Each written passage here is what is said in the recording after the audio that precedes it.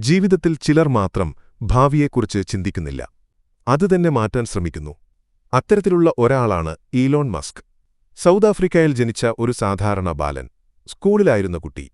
പുസ്തകങ്ങളോടൊപ്പം വളർന്ന ഇൻട്രോവേർട്ട്. പക്ഷേ അവന്റെ ഇമാജിനേഷൻ അത് ലോകത്തേക്കാൾ വലുതായിരുന്നു. ഇന്നവൻ ലോകത്തെ തന്നെ മാറ്റാൻ ശ്രമിക്കുന്ന വിഷണറിയായി മാറി. അവന്റെ ലക്ഷ്യം സിമ്പിൾ അല്ല, മനുഷ്യരെ മാർസിലേക്കെത്തിക്കുക. എർത്ത് മാത്രം മതിയല്ല, ഹ്യൂമൻ ലൈഫ് മൾട്ടി പ്ലാനറ്ററി ആക്കണം. സ്പേസ് എക്സ് വഴി റിയൂസേബിൾ റോക്കറ്റ്സ് ഉപയോഗിച്ച് സ്പേസ് ട്രാവൽ ചെലവ് കുറയ്ക്കുന്നു. ഒരു റോക്കറ്റ് ലോഞ്ച് ചെയ്യുമ്പോൾ ലോകം മുഴുവൻ നോക്കുന്നത് അതാണ്. ടെസ്ല വഴി ഇലക്ട്രിക് കാർസ് ലോകത്ത് റെവല്യൂഷൻ സൃഷ്ടിച്ചു.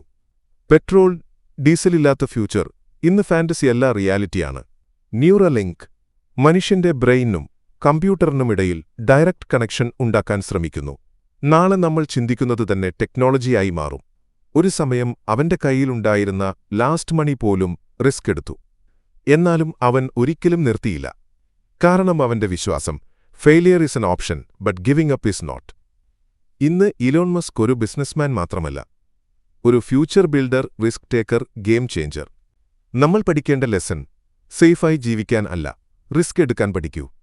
ഫെയിലായാൽ റീസ്റ്റാർട്ട് ചെയ്യൂ.